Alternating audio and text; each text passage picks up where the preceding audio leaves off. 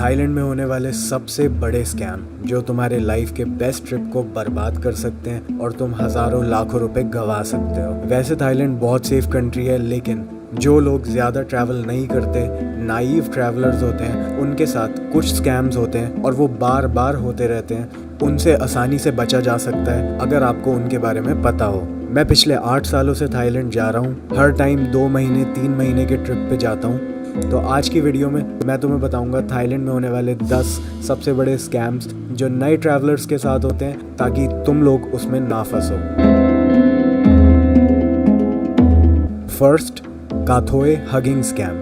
Thai language में lady boy को kathoey बोलते हैं। इस स्कैम की बात करें तो पिछले 2 से 3 महीने में जब से थाईलैंड का ट्रैवल दोबारा से स्टार्ट हुआ है, 7 से ज़्यादा इंडियन टूरिस्ट की सोने की चेन पटाया में वॉकिंग स्ट्रीट से रात को वापस होटल जाते हुए टूट चुकी है। ये इंसिडेंट पटाया की न्यूज़ में भी आ चुके हैं। जैसे आप देख सकते हो, ये पटाया न्यूज़ का फेसबुक पेज है, उसका स्क्रीनशॉट है, जहाँ पे 21 मई को 1 लाख रुपए की सोने की चेन इन टूरिस्ट की टूटी और फिर 27 मई को अराउंड 1.5 लाख की सोने की चेन इन टूरिस्ट की टूट गई। और इसके अलावा 5 ऐसी और सेम घटनाएं पिछले 2 से 3 महीने में हुई है। तो ये स्कैम ऐसे होता है कि जब आप वॉकिंग स्ट्रीट से सुबह के 3-4 बजे पार्टी करके अपने होटल वापस जा रहे होते हो, तो फुकेट या पटाया वॉकिंग स्ट्रीट से होटल तक का रास्ता बीच में कोई अंधेरी रोड होगी जहाँ पे लेडी बॉय बहुत ही सेक्सी बन के खड़ा हुआ होगा। और ये मेरे साथ भी बहुत बार हुआ है जब मैं वॉकिंग स्ट्रीट से होटल वापस जा रहा होता हूँ। बट मेरे साथ कभी कोई लूट इसलिए नहीं हुई क्योंकि मुझे पता है कि वो एक मर्द है, वो कोई लड़की नहीं है। और इन लोगों के साथ इसलिए हो गई क्योंकि ज़्यादातर वो देखते हैं रात को अंधेरे में एक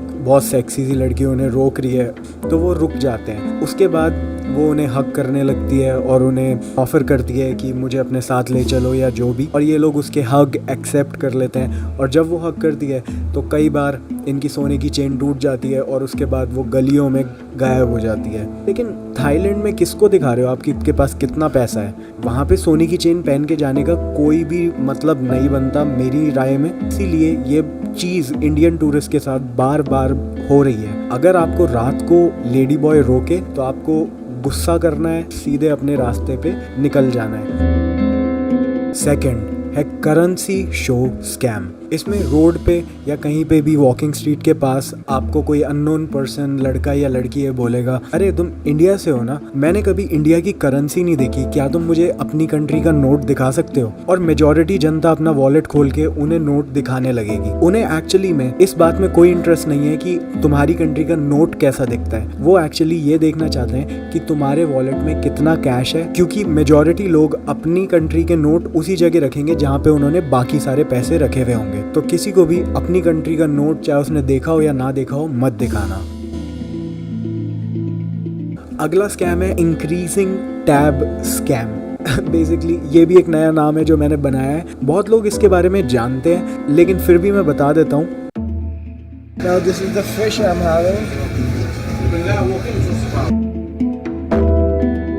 बेसिकली जब भी हम किसी रेस्टोरेंट या बार में खाने जाते हैं या पीने बैठते हैं, तो हम हमेशा बिल जो है अपने खाने या पीने के सेशन के बाद पे करते हैं और वेटर हमें सही बिल लेके आता है और हम उसको पे कर देते हैं। वॉकिंग स्ट्रीट के अराउंड थाईलैंड में काफ़ी बार ये स्कैम होता है कि आप पीने बैठे, आपने पी 4, 5, 6 बियर, 7 बियर आराम से और बढ़िया आपको नशे हो गए। उसके बाद जब बिल आया तो आपके सारे नशे उतर गए, क्योंकि आपसे मांगे जा रहे हैं 14 बियर के पैसे। अब अगर आप नहीं देते तो उसमें आपका ही नुकसान है, क्योंकि वो लोग इकट्ठा हो जाएंगे। तो लड़ने की तो सोचना भी मत। और बस फिर वहाँ पे ये बात चलती रहती है, उसने बोला, इसने बोला, कैमरे की रिकॉर्डिंग निकाल ले, लेकिन उससे कुछ नहीं होने वाला, आपको पैसे देने पड़ेंगे और ये काफ़ी होता है। तो इससे बचने के लिए हमेशा जब भी थाईलैंड जाओ, आपकी प्रैक्टिस ये होनी चाहिए कि 1 बियर मंगाई और उसके पैसे हाथों हाथ दे दिए।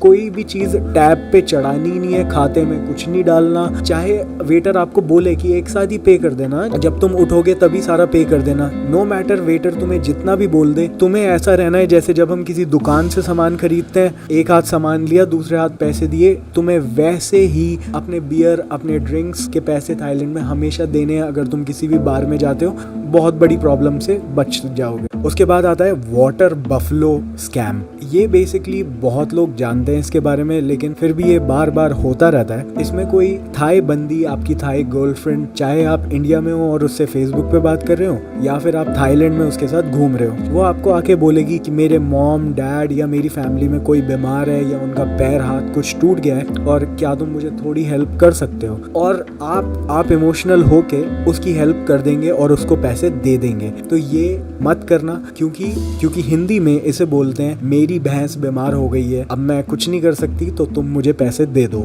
जिसमें आप किसी से अगर फेसबुक पे बात करते हैं, इंस्टाग्राम पे बात करते हैं और आप ये बात करते हैं कि मैं थाईलैंड आने वाला हूँ और मैं तुम्हारे से मिलूंगा, और वो तुम्हारे से बहुत छोटा अमाउंट 400-500 बात जो कि हमारे 1000-1500 रुपए मांगती है, वो ऐसे ही तुम्हारे जैसे बहुत सारे फॉरेनर से बात करती है। जैसे इस इंस्टाग्राम की चैट में तुम देख सकते हो, ये मेरे से मांग रही थी लेकिन मैंने भी नहीं दिया क्योंकि मुझे पता था ये चलता रहेगा।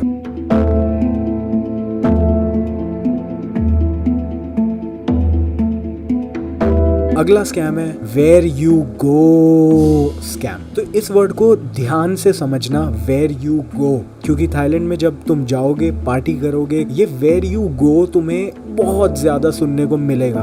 बेसिकली मेजॉरिटी बंदे जब थाईलैंड जाते हैं पहले उनको ज़्यादा एक्सपीरियंस नहीं होता। अगर तुम किसी बार या क्लब में जाते हो और कोई लड़की तुम्हें बताती है दैट आई एम वर्किंग, या फिर तुम भी पूछ सकते हो आर यू वर्किंग, और वो अगर ये बोलती है yes I am working tonight and she is a professional, वो तुम्हें 3 मैजिकल वर्ड्स बोलेगी वेयर यू गो, और उन्हें बस जल्दी से जल्दी पॉइंट पे आना पसंद है। वेयर यू गो, तुम बोलोगे होटल, चलो, एंड उन्हें पेमेंट मिल जाएगी। अगर कोई बंदा ऐसा है जिसने ज्यादा ट्रैवल नहीं किया है, वो तो खुश हो जाएगा, वो तो 7वें आसमान पे पहुंच जाएगा कि ओ माय गॉड मुझे वेयर यू गो पूछ लिया। खुश मत होना, वहां से कट लेना।